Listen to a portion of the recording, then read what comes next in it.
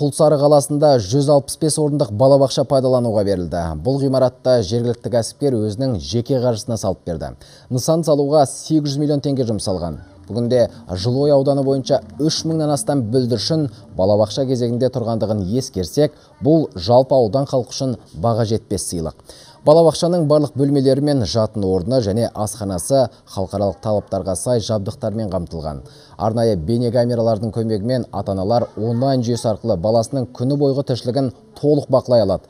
Айта кету керек, балабақшаның ашылуына байланысты 50 жергілікті тұрғын жұмыспен қамтылды. Өзім шын көңіліммен беріп жатырмын. Шын осыны салып бітіргенше сондай қуанышпен жүрдім.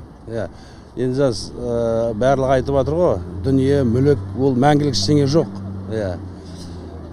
Мәңгілік біздің еліміз бар, ұрпағымыз бар. Солар үшін салынған ғимарат. Сол игіліктеріне ұстасын барлығы. Алдағы уақытта тағы да басқа кәсіпкерлер спорттық кешенді бермек ойлары бар.